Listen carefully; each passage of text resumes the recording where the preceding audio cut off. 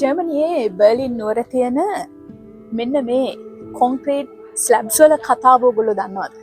මෙතන ඇත්තටම concrete slab 2771ක් තියෙනවා. මේවා එක එක උස ප්‍රමාණයෙන් තියෙන්නේ. දැන් මේකේ උසයි මේ ස්ලැබ් එකේ උසයි වෙනස්. මේ කොන්ක්‍රීට් ස්ලැබ් වල කතාව අද මම ඔයාලට කියන්න. මේ තැන ලෝකයේ තියෙන අමුතුම ඒ වගේම දකිද්දි හිතට ලොකු බරක් දැනෙන තරක්. බැලු බැල්මට මේක නිකන් අලු පාට කොන්ක්‍රීට් ගල් ගොඩක් වගේ පෙනුනට මේ හැම කුට්ටියක් පිටුපස්සෙම ලෝකෙම හඬවපු අතිශය දුක්බර කතාවක් හැංගිලා තියෙනවා.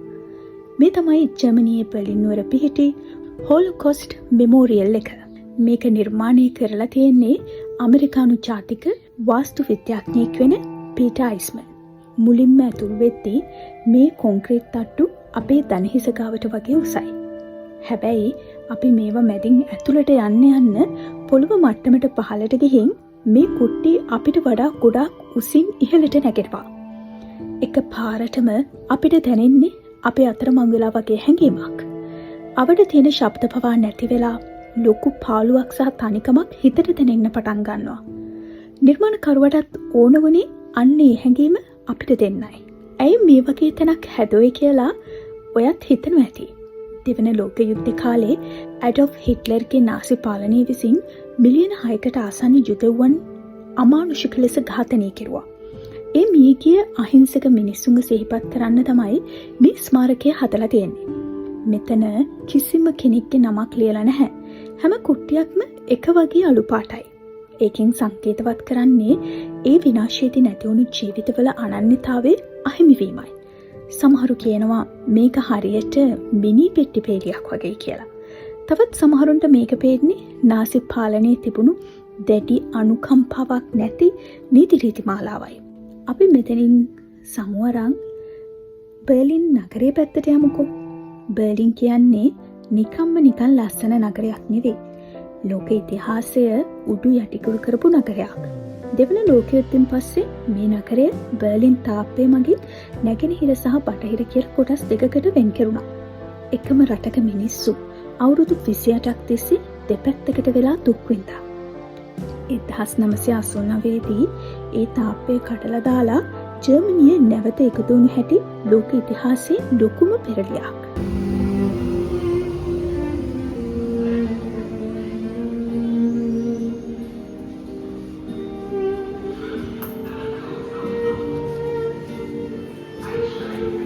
අපි කලින් බලපු හෝලෝකෝස්ට් මෙමෝරියල් එක ළඟම තමයි බර්ලින් නුවර ප්‍රධානතම සංකේතය වන බ්‍රැන්ඩන්බර්ග් ගේට් එක තියෙන්නේ.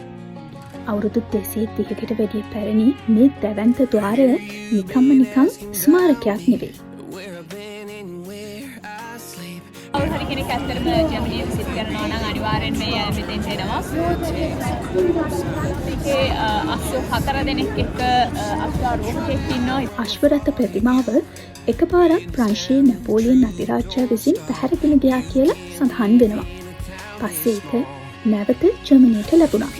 ඒ වගේම සීතල යුද්ධ සමයේ බර්ලින් තාප්පය ඉදිරියේ මේ ගේට්ටුව හරියටම නැති වෙන විදිහටයි. ඒ කාලේ නැගෙනහිර හෝ බටහිර කිසිම කෙනෙක්ට මේ ගේට්ටුව ළඟටවත් යන්න අවසර තිබිලා නැහැ. හැබැයි අද වෙද්දී මේක ජර්මනිය බෙදීම නෙමෙයි, මුළු ජර්මනියම එක්සත්කම සහ නිදහස සංකේතවත් කරන ප්‍රධාන තැනපකට පත් වෙලා තියෙනවා.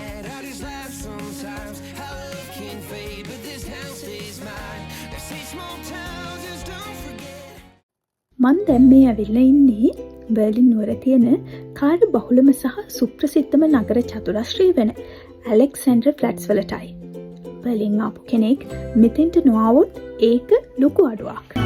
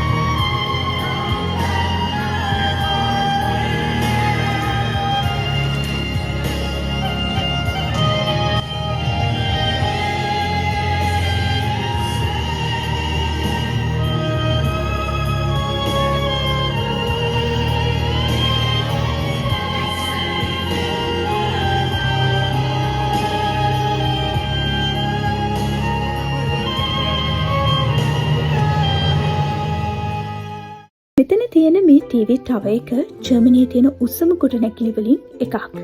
එවගේම ලෝකයේ ප්‍රධාන නගරවල වේලාව එකවර පෙන්වන ලෝක ඔරලෝසුවක් තියෙන්නේ මෙන්න මෙතනමයි.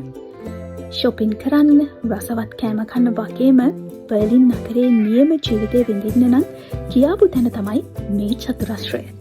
එහෙනම් අපි ආයෙමත් යුරෝපයේ තවත් රටකින් ඉක්මනටම හම්බවෙමු. ගිහින් එන්න. තවත් බොහෝ දේ දැනගන්න ඔයත් අදම කුෂානි පාරිස් YouTube channel එක subscribe කරන්න.